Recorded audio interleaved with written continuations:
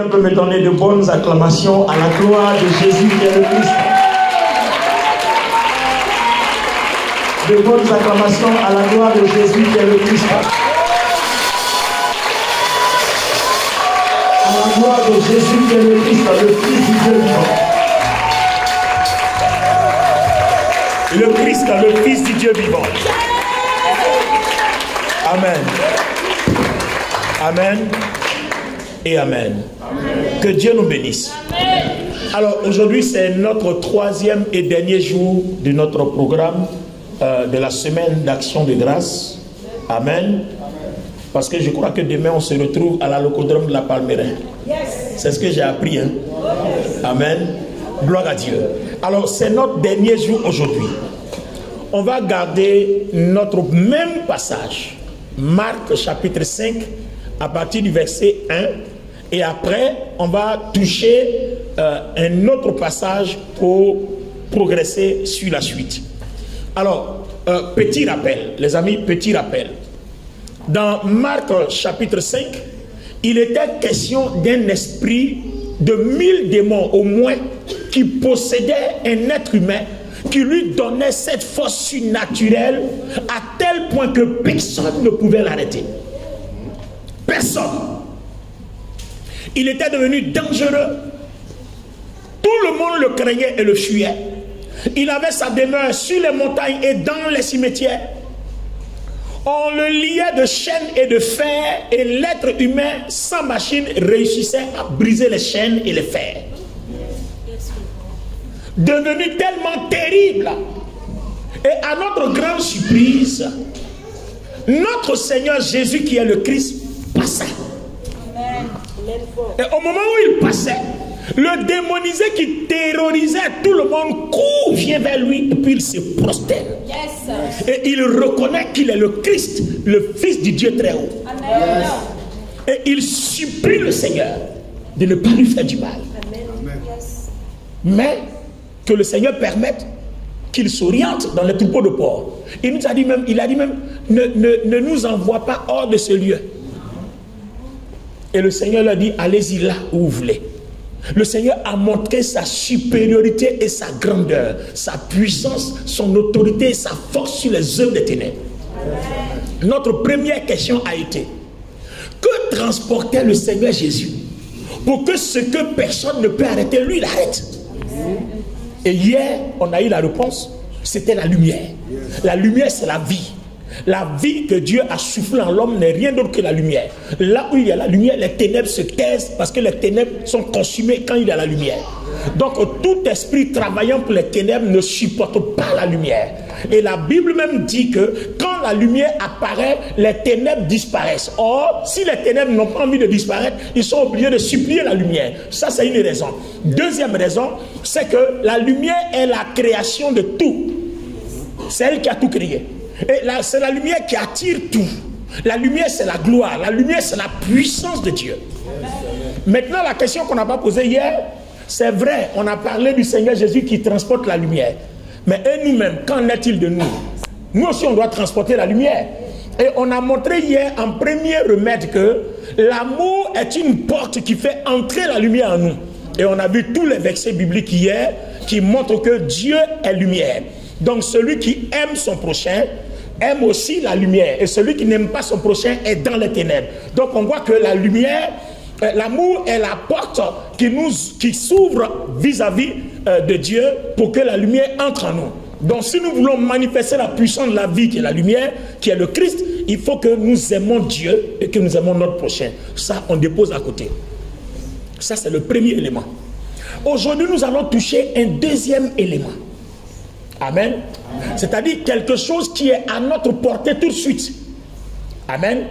Alors, si on garde notre passage de Marc 5, 1, lis-nous d'abord, et puis on attaque maintenant Psaume 119, verset 105, pour la suite. Marc, et la dernière partie. 5, à partir du verset 1. Ils arrivèrent à l'autre bord de la mer. Ils arrivaient à l'autre bord de la mer. Dans le pays des Gadaréniens. Aussitôt que Jésus fut hors de la barque, il s'est passé quoi? Il vint au-devant de lui un homme sortant des sépulcres et possédé d'un esprit impur. Cet homme avait sa demeure dans les sépulcres. Sa demeure dans les sépulcres. Et personne ne pouvait plus le lier, même avec une chaîne. Oui. Car souvent, il avait eu les fers aux pieds et avait été lié de chaînes, mais il avait rompu les chaînes et brisé les fers, et personne n'avait la force de le dompter. Il était sans cesse, nuit et jour, dans les sépulcres et sur les montagnes, criant et se meurtrissant avec des pierres. Ayant vu Jésus de loin, il accourut, se prosterna devant lui et s'écria d'une voix forte: Qu'y a-t-il entre moi et toi, Jésus, Fils du Dieu très haut? Je t'en conjure, au nom de Dieu, ne me tourmente pas. Car Jésus lui disait: Sors de cet homme, esprit impur. Et il lui demanda: Quel est ton nom? Légion est mon nom, lui répondit-il, car nous sommes plusieurs. Et ils le prièrent instamment de ne pas les envoyer hors du pays. Amen. Amen. Donc on comprend ici que le démon qui n'a peur de personne, enfin légion, c'est au moins 1000 démons. Vous comprenez? Donc 1000 démons qui incarnent la vie d'une personne et qui rend la personne très vulnérable, très puissante. Et tout le monde est faible devant elle. Mais quand Jésus arrive, ces esprits-là, même quel que soit leur nombre, manifestent leur faiblesse. Et on a dit que Jésus transportait la lumière, il transporte la vie. Mais on a dit que nous aussi, à travers l'amour, la lumière de Dieu s'incarne en nous. Ça, c'est ce qu'on a vu hier. Mais aujourd'hui, il y a un élément. Je voudrais aussi vous montrer comment le Seigneur Jésus-Christ a réussi à transporter aussi cette lumière, parce que ma Bible me dit que quand Jésus venait sur terre, il n'est pas venu comme Dieu. Pourquoi il n'entend pas ton amen? Amen. Il n'est pas venu comme Dieu. Il ne s'est pas arraché comme une proie à être égal à Dieu. Il est venu comme une faible plante. C'est-à-dire il est né comme toi et moi. Il a revêtu la chair humaine. Et quand il a revêtu la chair humaine, Hébreu nous dit que Jésus était fort, Dieu était avec lui, parce qu'il était obéissant dans toutes ses voies, il était fidèle dans toutes ses voies, il était intègre dans toutes ses voies, et il était loyal dans toutes ses voies. Amen. Donc, on comprend que son obéissance, sa fidélité, son intégrité et sa loyauté lui ont valu cette lumière, cette force, cette autorité, cette puissance-là qui surplante toute présence ténébreuse. Amen. Alors, en dehors de l'amour, j'ai trouvé aussi une voie par excellence dans la Bible. Et cette voie-là, on peut bien la comprendre dans le psaume 119, verset 105. Psaume 119, verset 105. Ta parole est une lampe à mes pieds. Ta parole est une lampe à mes pieds. Ta parole est une lampe à mes pieds. Église, ta parole est une lampe à mes pieds. Ensuite, et une lumière sur mon sentier. Donc, vous voyez, non? Tout est question de lumière. Tout est question de clarté. Tout est question de vie. Tout est lumière. Ta parole est une lampe à mes pieds. Ça veut dire quoi? Si la lumière là est en toi, partout où tu poses les pieds, ton pied ne risquera jamais d'heurter quelque chose. Parce que la parole, la lampe là, met les obstacles à nu. Un enfant de Dieu comprend ça. C'est-à-dire, je m'en vais quelque part. On sait qu'il va avoir un accident. Parce que non seulement une lampe à mes pieds, mais une lumière sur mon sentier. C'est-à-dire devant moi, dans mon espace de travail, dans mon espace de vie environnementale. La parole est une lumière. Yes. Amen. Amen. Donc, si la parole est une lumière, si tu dois voyager, tout accident doit être dévoilé, sauf si Dieu a décidé de t'appeler ce jour-là.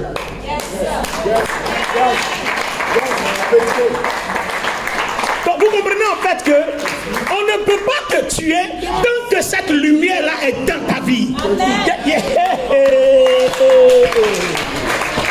ne peut rien te faire. Parce que non seulement tu poses un pas, c'est éclairé. Tu es en train de bouger, c'est éclairé. C'est-à-dire, la parole est une lumière sur ton sentier. Ça veut dire que, avant même que tu arrives, la parole a déjà mis à nu. La parole te précède. Elle est là-bas avant que toi tu n'arrives. Attends, je peux l'expliquer. Attends, la parole est une lumière sur mon sentier. La caméraman me regarde. Regarde-moi la caméra. Vous voyez la lumière sur la caméra? C'est là-bas, je m'en vais. Donc je m'en vais là-bas, je suppose qu'il y a un obstacle, il y a une embuscade de l'ennemi qui m'attend.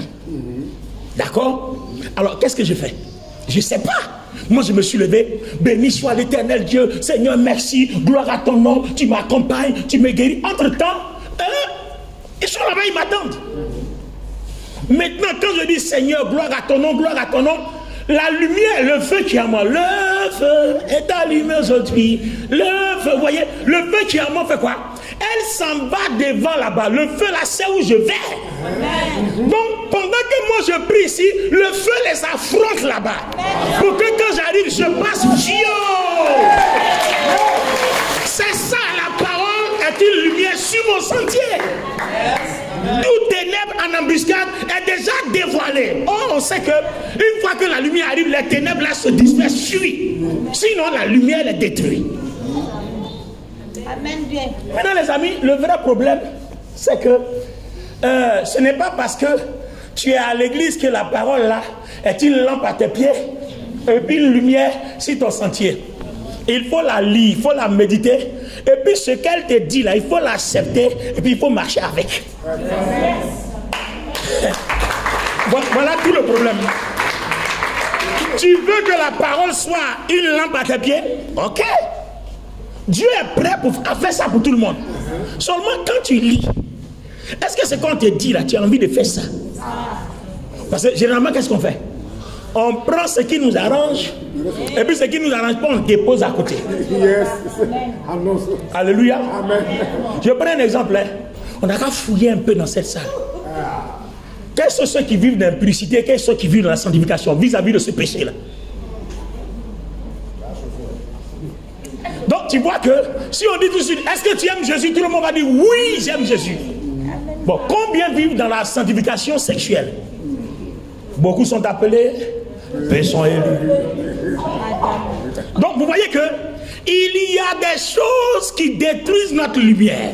Donc quand tu lis la Bible, que la Bible te parle, parce que quand tu lis, Dieu te parle à travers les lignes, les versets et les Écritures. Donc au fur et à mesure que tu les acceptes, sans murmurer, sans bavarder, sans raisonner, ce que tu reçois par la foi devient cette lumière qui éclaire tes pas et puis qui éclaire ton sentier. Aussi simplement.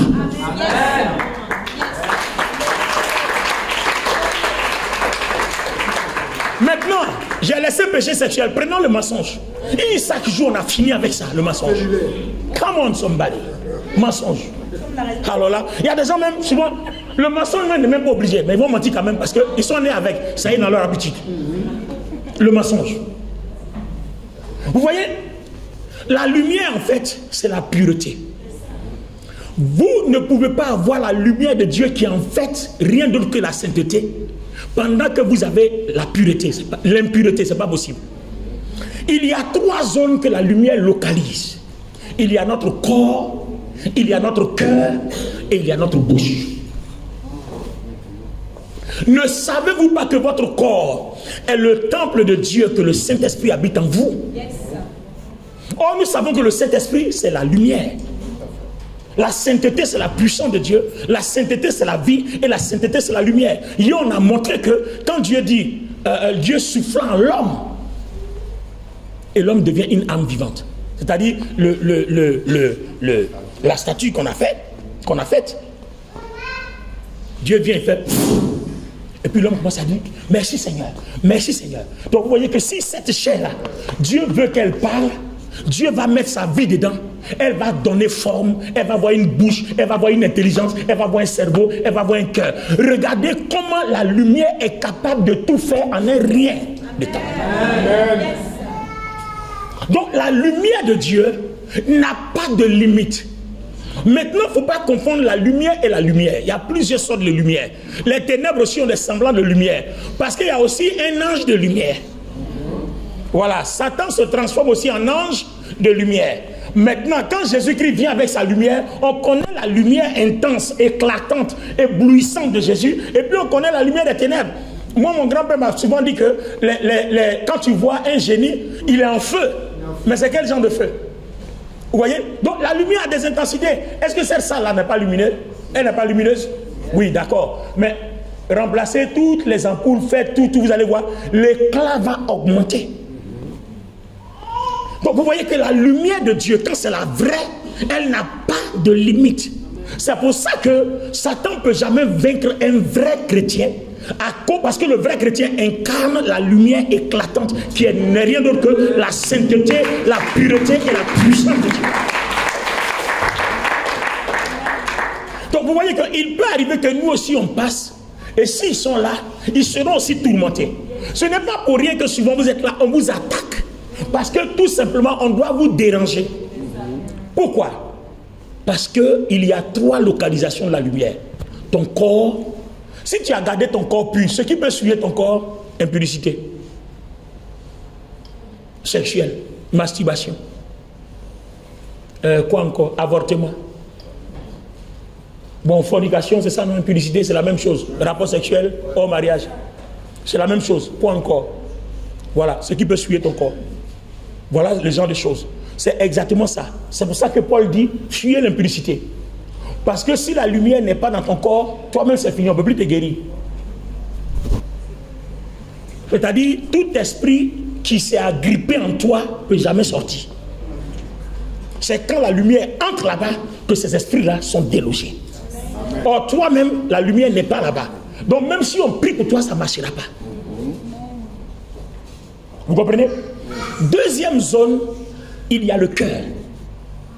Donc vous voyez, si Satan met la tentation devant vous, c'est parce qu'il veut que la lumière vous quitte pour qu'il puisse entrer en vous. Donc toutes les tentations sexuelles et autres, les jeunes, les hommes, les femmes, pardonnez, résistez à ça, parce que c'est une question de survie spirituelle. Amen. Tout le problème, parce qu'en fait d'habitude on parle d'impudicité, mais on ne vous a jamais expliqué exactement ce qui se passe quand on le commet. Quand tu le commets légalement, avec un droit, il n'y a pas de problème. Mais quand tu le fais sans droit, alors la lumière qui est en toi, on l'enlève. Maintenant, désormais, tu ne peux plus dire, la parole est une lampe à mes pieds, une lumière sur mon sentier. Il est déjà parti. Enfin, elle est partie. Donc, tu ne peux plus confesser ça. Même quand tu confesses, ça devient une récitation, ça ne devient plus une réalité. Ça devient un autre problème. Donc aujourd'hui, en tant qu'explication, voilà le problème d'impudicité qu'on n'explique pas et puis les gens pensent que non, on veut nous empêcher de vivre. Non, non, on ne t'empêche pas de vivre. Hein. Tu peux bien vivre. Il y a des voies légales pour bien vivre. Il y a des voies légales pour bien vivre. Donc tu peux bien vivre. Si tu veux, tu peux être à l'église, il faut vivre dans ton impudicité. C'est toi qui vois. Seulement nous, on sait que les problèmes que tu vas avoir, même si nous on a des kilos d'onction, des barriques d'onction, on prie pour toi, ça ne marchera pas. Parce que c'est la lumière qui localise la lumière. Bon, nous on envoie la lumière, dès que tu sors de l'église, tu chasses la lumière. Donc on a prié pour toi. L'homme de Dieu est un vrai oin. Mais quand tu es arrivé là-bas, tu as déposé ce qu'il t'a donné à côté et puis tu as porté l'autre. Parce qu'il y a tes intérêts en jeu. Voilà tout le problème. Quand vous allez aller à un rendez-vous, par exemple à une interview pour emploi, celui qui va t'interviewer, on suppose un seul instant qu'il est possédé, qu'il n'aime pas la tête des chrétiens. Donc, il va vouloir te déstabiliser. Alors que comme la lumière t'a précédé, au moment où tu arrives là, il est déjà dépossédé de toutes ses forces diaboliques. Lui-même il va te sourire, toi-même tu comprends pas. Mais ce monsieur-là il sourit à personne. Moi j'arrive me sourire. Mais parce que la lumière t'a dévancé, il y a un travail qui a été fait avant que toi tu arrives. En fait c'est ça. Les amis, le problème là est ça. Le problème est à ce niveau-là. C'est pour ça que ce genre de choses n'arrivent pas à tout le monde. Ah Seigneur, acclame tout. Moi j'ai entendu plusieurs prières comme ça. Seigneur, acclame tout, acclame tout. C'est pas une affaire de tout. Ce n'est pas une affaire de tout. Si la lumière en toi, tu n'as pas de tout, ta vie suit son processus normal. Il n'y a pas de tout. Il faut la lumière. Donc l'ennemi va envoyer tout ce qui peut déranger la lumière dans ton corps. Tous les péchés que tu peux commettre pour que la lumière quitte ton corps. Deuxième localisation. Pour que nous aussi, quand on passe, les ténèbres fuient. Ah, David a dit, quand je marcherai dans la vallée de l'ombre de la mort, tu es avec moi. Ah, pourquoi il dit tu es avec moi? Il est sûr que Dieu est lui. Pourquoi? Parce que ces voies sont convenables aux voies tracées par Dieu. Mais toi, tu marches dans la vallée de l'ombre de la mort, tu ne te fais même pas confiance. Ça la même, ça la même. Quand quelqu'un, tu entends quelqu'un dire ça la même, c'est qu'il ne se fait pas confiance. Moi, je me fais confiance. Quand je marche, je marche. Hey, je marche. Tu ne peux rien me faire parce que je suis sûr que là, en Dieu et moi, tout va bien. Amen. Aussi clair et puis aussi simple. Amen. Alléluia. Amen. Ah, parce que les gens comme moi, quand tu vois nous, on a bouche comme ça là aussi, là, on ne se laisse pas faire. Quelqu'un qui a bouche, il parle, c'est qu'il sait sur quoi il compte et puis il parle. Voilà. C'est pas à faire des noms, il bavarde. Non, c'est pas à faire des bavardes. Quand je parle là, je sais pourquoi il parle et puis je sais sur quoi il compte et puis il parle. Amen. Voilà. Je sais comment je vis, je sais ce que je fais et puis je parle. Non, je parle pas pour faire plaisir. Attends, si il parle pour te faire plaisir là, quand il est pas dit ce qui va m'arriver là, est-ce que toi tu es au courant? Donc, attends, je trompe qui? Non, je trompe qui? C'est moi-même que je trompe. Donc, on n'est pas ici pour se tromper. On est ici pour s'édifier. Deuxième localisation, c'est ton cœur. Qu'est-ce que Satan va faire pour enlever la lumière de ton cœur? J'ai montré comment il peut faire pour enlever la lumière de ton corps. Comment il va faire pour enlever la lumière de ton cœur? Les amis, on dit quand le Saint-Esprit descend sur toi, il va y faire son dépôt dans ton cœur. Donc cette lumière-là est là-bas. Donc, Proverbe 4, verset 20 nous dit, garde ton cœur plus que tout. Car de lui proviennent les sources de la vie. Parole de Dieu même dit quelque chose encore de plus fort. Vous voyez? Les sources de la vie. C'est-à-dire, là où on sort les choses et puis on crée. Là où on sort les choses et puis on opère des miracles. Là où on sort des choses et puis on guérit. Là où on sort des choses et puis on envoie la puissance. De lui, de ton cœur viennent les sources. C'est de là que Dieu puise les choses et puis il fait ce qu'il doit faire dans ta vie. C'est ça les sources. Oh, ce cœur-là, quand la lumière rentre, Satan va envoyer quelqu'un. Il dit, moi, c'est là. Waouh, on l'a tapé. Hé, attends, est-ce qu'il me connaît? Attends. Tout de suite, comme on dit dans notre expression, on a chauffé ton rognon. Ta colère va se lever. Tu vas commencer à te battre partout. Nous tous, on appelle ça avant. Alléluia. Amen. La colère va se lever. Et une fois que tu as fini là, la lumière a quitté. Parce que ce que tu as fait là, il fallait demander à la lumière, façon magique, il fait comment? Et puis la lumière maintenant va te répondre, il faut faire comme ci, il faut faire comme ça. Or toi, tu as mélangé le secteur. Donc quand tu as fini, que tu es venu t'asseoir là, la lumière s'est assise et puis Satan vient s'asseoir maintenant, dit imbécile, là, tu n'as pas dit que tu vas garder la lumière, et puis il s'assoit maintenant. Et puis maintenant, quand tu vas à l'entretien, tu arrives là-bas, on dit oui monsieur, c'est vrai, on vous a donné un rendez-vous, mais aujourd'hui là, on n'est pas prêt à repasser. Pourtant tout était prêt. Mais on dit repasser. Pourquoi? Parce que la lumière qui devait te précéder pour que tout ce qui est prêt, tu les reçoives. Ils sont allés là-bas déranger, donc ils se sont assis pour qu'on ne te donne pas. Et maintenant le découragement arrive. Tu peux venir à l'église, tu traînes les pieds. Oh, depuis on a l'église, on prie, on ne voit rien. Il n'y a rien, il n'y a rien. En fait, ce n'est pas parce que Jésus n'a rien. Jésus a tout, mais c'est toi qui n'as rien. Et Jésus a tout donné. Jésus a tout donné. Mais nous, c'est nous qui n'avons rien.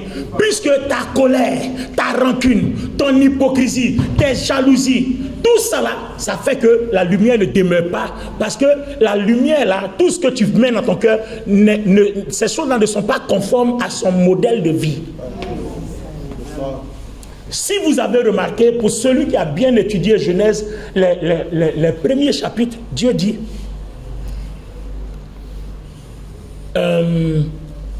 il crée l'homme, il met en lui la sémence de vie. Et si vous avez remarqué, les aliments que Dieu a donnés à l'homme, il a dit à l'homme, mangez de tout ce qui porte en lui-même sa sémence. Donc vous voyez que la vie se connecte à la vie. Mais pour les animaux, il n'a pas ordonné qu'ils mangent ce qui a de la sémence en lui. Vous voyez? Mais pour les hommes, c'est la sémence. Donc c'est la vie qui fonctionne avec la vie. Vous avez remarqué, les gens avant vivaient longtemps. Parce qu'il respectait cette prescription-là. Quand il mangeait seulement ce qui porte en lui la sémence, les gens vivaient jusqu'à 900 ans. Mais aujourd'hui, on mange quoi? Tout ce qu'on mange, c'est des trucs préfabriqués. Les gens ont fabriqué pommes, les gens ont fabriqué raisins, les gens ont fabriqué... Et comme on n'a pas le choix, on mange seulement. Regardez comment le cancer se multiplie de jour en jour. Or, tous ceux qui respectent la loi de la sémence vivent très longtemps. Alléluia. Donc, n'oubliez pas, votre cœur, vous devez le garder. Garde ton cœur plus que tout. Même si tu es énervé jusqu'à... Garde ton cœur plus que tout. Même si tu es fâché jusqu'à... N'oublie pas, garde ton cœur plus que tout. L'intérêt de garder ton cœur, c'est quoi? C'est ta lumière que tu dois protéger. Amen. La Bible dit quoi? C'est de l'abondance du cœur que la bouche parle. Donc la parole qui sort là, quand Dieu dit que la lumière soit ou que la terre soit, c'est la vie là, la lumière là, qui accompagne la parole et la chose se fabrique. Maintenant le problème, ton cœur n'est pas pur. Donc la force qui doit accompagner ta voix, ta parole audible là, la force là n'existe pas. Donc ta parole est légère. Ça fait que quand tu parles, Satan n'a pas peur, il s'en fout parce qu'il sait que toi ta parole là, ça fait rien. Parce que dans ton cœur, il n'y a pas de force. Donc la force, ta force là, habite ton cœur et ta force habite ton corps. Il y a une partie qui habite ton corps, il y a une partie qui habite ton cœur, parce que dans tous les cas, ton cœur est dans ton corps. Alléluia. Ton cœur est dans ton corps. Donc les amis, vous ne pouvez rien.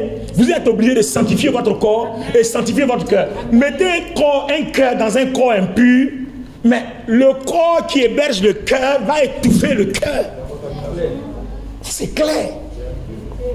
Parce que ton cœur est dans un corps. C'est pour ça que ton corps doit être éclairé et ton cœur doit être éclairé et ta bouche aussi doit être éclairée pour qu'elle soit efficace.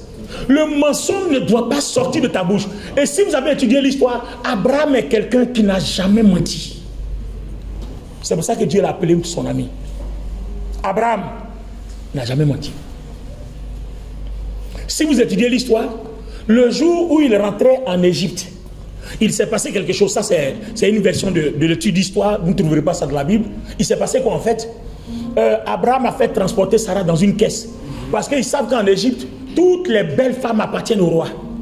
Donc déjà à la frontière, si on voit Sarah, on va la prendre pour l'envoyer au roi. Donc des gens ont aidé Abraham, ils ont mis Sarah dans une malle pour la faire passer à la frontière. Et à la frontière, les douaniers l'ont arrêté, Abraham. Donc ils vont demander qu'est-ce qui est dans la caisse. Pour ne pas mentir, il dit je vous payerai le prix, laissez-moi passer. Parce qu'il ne peut pas dire c'est Sarah. S'il dit c'est Sarah, ils vont la prendre pour l'envoyer au roi. Donc il dit seulement ce qui est dedans, c'est mon effet personnel. Je payerai le prix que ça vaut. Peu importe le prix, mais laissez-moi passer. Ils lui ont demandé qu'est-ce qui est dans, qu'est-ce que tu transportes. Il dit peu importe ce que je transporte, je paye le prix. On dit ouvre, il dit je veux payer le prix.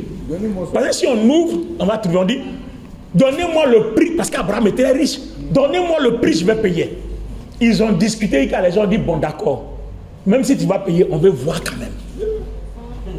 Il dit s'il vous plaît, laissez-moi passer, je vais payer le prix. Jusqu'à les gens ont ouvert, ils ont trouvé Sarah, et ce qui s'est passé, c'est comme ça qu'on a envoyé Sarah chez le roi.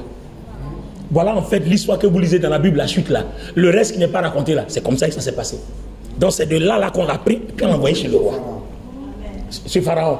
Donc ce qu'il voulait éviter là, c'est arrivé. Mais Abraham m'a dit, il n'y a pas de marchandise dedans. Non, il pourrait dire, c'est ma marchandise. Mais si c'est ma marchandise que les gens là ouvrent que c'est pas marchandise, on te prend plus au sérieux. Donc Abraham a tout fait pour ne pas mentir. C'est pour ça qu'Abraham était très fort. Son intercession était très puissante. Quelqu'un lui seul qui intercède, jusqu'à Dieu va sortir Lot de Sodome et Gomorrhe. Dieu lui dit, cacherai-je à Abraham ce que je vais faire? À qui Dieu va faire confiance et puis Dieu va dire, cacherai-je? Tant que Dieu ne se retrouve pas en toi, c'est-à-dire dans ton cœur, dans ton corps et dans ta bouche. Vous voulez être puissant? Voici les 3 zones à préserver. Préserve ton corps, préserve ton cœur, préserve ta bouche. Je vous ai dit que j'allais vous enseigner ce qui m'a rendu fort. Et c'est pour ça que je me bats. Amen. Et ça, c'est des choses que je me bats pour vivre ça. En tout cas, je me bats pour vivre ça. Je me bats pour vivre ça. Je ne dis pas que je suis le saint des saints, mais je me bats pour vivre ça. Parce que sans ça, tu ne peux rien faire. Et tu ne peux pas être agréable à Dieu. Et tu ne peux rien réussir. Sans ça, la prospérité ne viendra pas. Sans ça, la gloire ne viendra pas. Sans ça, la guérison ne viendra pas. Sans ça, la puissance ne se manifestera pas. Sans ça, tu ne domineras pas les ténèbres. Sans ça, tu ne peux rien faire. Les maris de nuit, les femmes de nuit, les pédés de nuit vont toujours déranger. Ah oui, vont toujours déranger tes songes. Vont toujours, ah oui, vont toujours fatiguer tes rêves. Mais il y a des gens qui sont venus me voir pour prier qu'il y a des hommes qui couchent avec eux dans les rêves. Ce n'est pas seulement les femmes de nuit. Il y a des hommes qui couchent avec des hommes dans les rêves. C'est une réalité. Des gens vivent ça. Je ne dis pas oh. Des gens vivent ça. Vous voyez? Imaginez-vous que vous gardez votre corps pur, c'est illuminé. Vous gardez votre cœur pur, c'est illuminé. La parole qui sort de votre bouche est forte.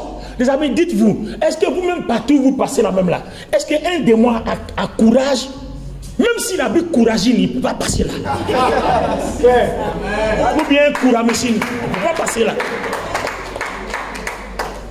Alors, les amis, je suis venu vous annoncer en ce dernier jour de ce programme. Garde ton corps. Jésus passe et puis les démons courent. Garde ton cœur. Jésus passe et puis les démons courent. Garde ta bouche. On dit, Jésus le menaçait. Sors de ce corps. Et puis il dit, pardon, pardon, nous on va aller là-bas. Et puis il dit, allez-y. Ils obéissent à sa voix. Parce qu'il y a une force dans sa voix. Il y a la vie dans sa voix. Il y a la lumière dans sa voix. Il y a la puissance dans sa voix. Donc vous voyez que la vie chrétienne, ce n'est pas une affaire de j'ai donné ma vie à Christ. Et puis j'entends des évangiles, les gens disent non, une fois qu'on a Christ, c'est fini, on peut vivre comme on veut. En tout cas, nous, c'est parce que nous on a lu dans la Bible. Quand on a Christ, on peut vivre comme on veut. Mais c'est parce que tu vivais comme tu voulais là que Christ est venu mourir à la croix. Donc Christ t'a délivré. Mais attention, garde ton corps où Christ habite. Garde ton cœur où Christ habite. Et garde ta bouche où Christ passe.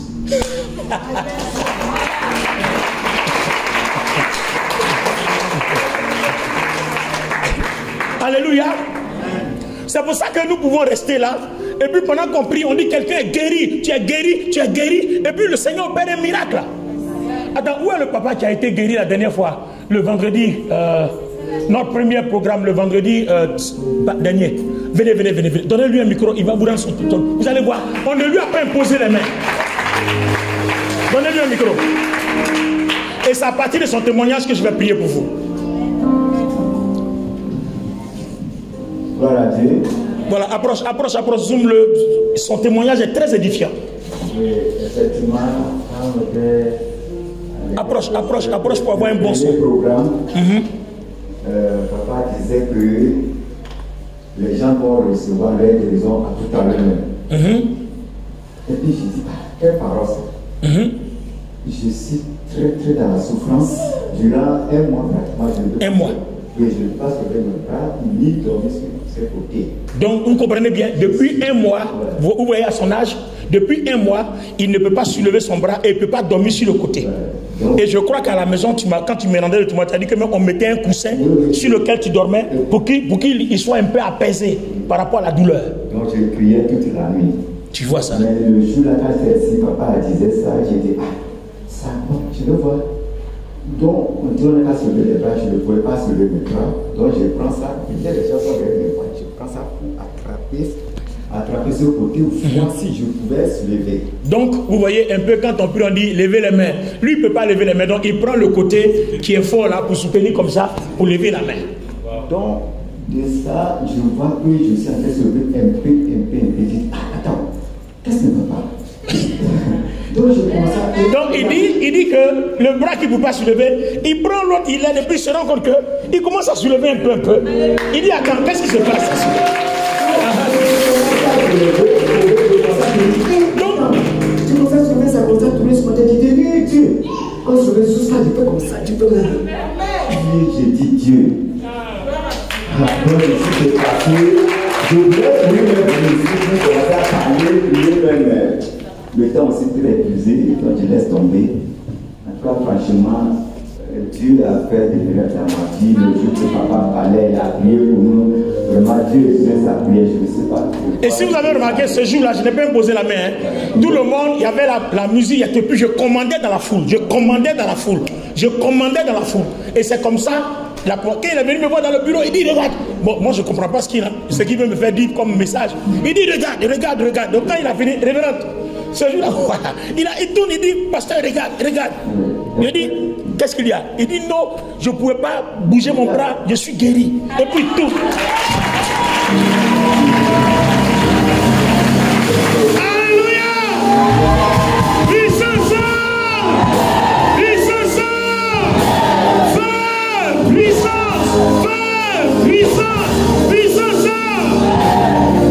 Que Dieu te bénisse, papa. Que Dieu te bénisse. Alors, si son témoignage, en 5 minutes, je vais aussi prier pour quelqu'un. Aujourd'hui, c'est le dernier jour. Amen. La parole est une lampe à mes pieds. Une lumière sur mon sentier. Quand la lumière a localisé ton problème, le problème disparaît.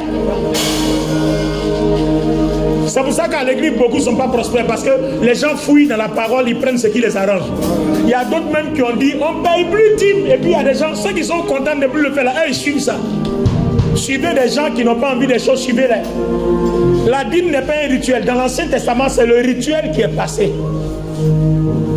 Donc il faut faire la différence entre rituel. Et puis, il y a commandement, il y a ordonnance. Et puis, il y a précepte. Il faut connaître la différence entre tout ça. Le rituel, on ne va plus tuer les animaux. Non. Mais la parole, le commandement, il reste. Yes. Lève les mains. Wow. Peu importe le problème que tu as ce soir, la lumière de Jésus qui est le Christ va te localiser. Amen. Je ne parle pas seulement de ceux qui sont malades, mais le travail. Depuis le mardi, on a commencé mercredi. Ceux qui ne travaillent pas vont travailler. Je vois le travail.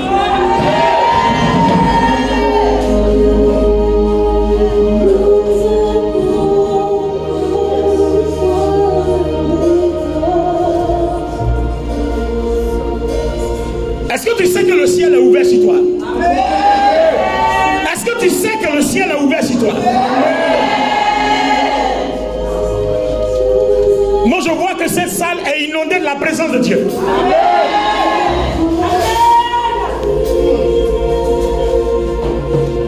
Inonde ce lieu de ta présence.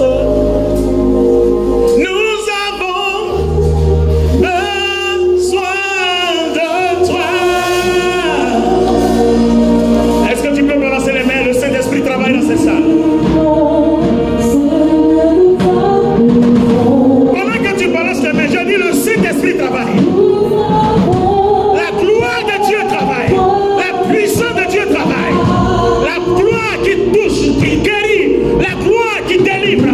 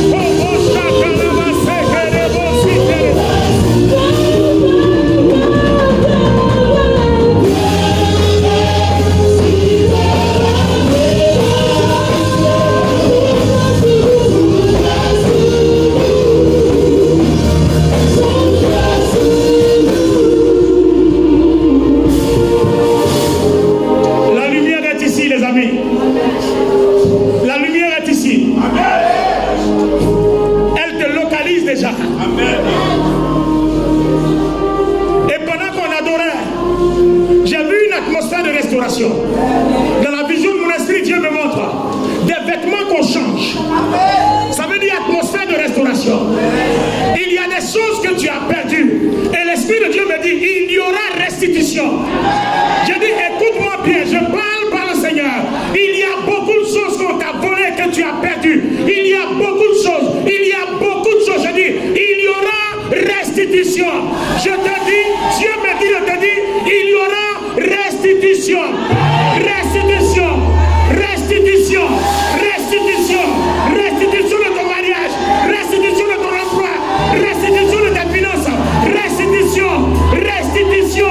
Restitution. Est-ce que tu entends ma voix? Je dis, Dieu dit restitution.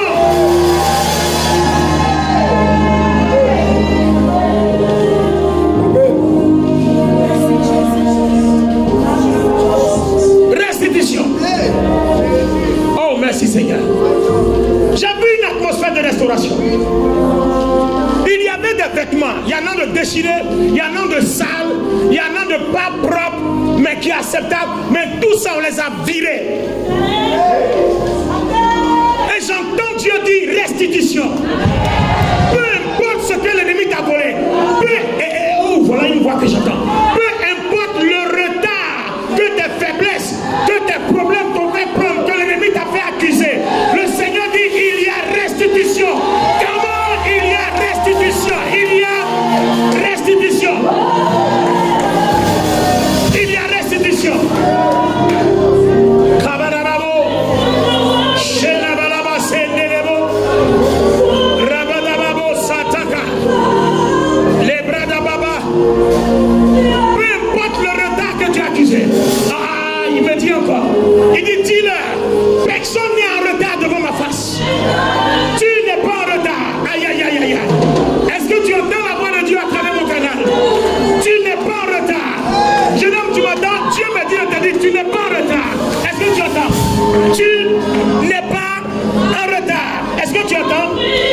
Tu n'es pas en retard. Change ta façon de voir et de penser. Je viens vers toi exceptionnellement. Tu n'es pas en retard. Est-ce que tu entends? Ni sur ta génération, ni dans ta famille. Dieu me dit de te dire, tu n'es pas en retard. Ah my God. Atmosphère de restitution, restauration. Si quelqu'un a été en retard spirituellement, si quelqu'un a été en retard financièrement, si quelqu'un a été en retard maritalement, si quelqu'un a été en retard dans le travail, peu importe, même si dans ta famille les gens ont pris des longueurs d'avance, l'Esprit de Dieu me dit de te dire que tu n'es pas en retard. Tu n'es pas en retard. Tu n'es pas en retard. Tu n'es pas en retard. Il y a une accélération que Dieu apporte à ta vie. Entends la prophétie. Il y a une accélération que Dieu apporte à ta vie. Tu as longtemps cherché, mais il y a une accélération que Dieu apporte à ta vie.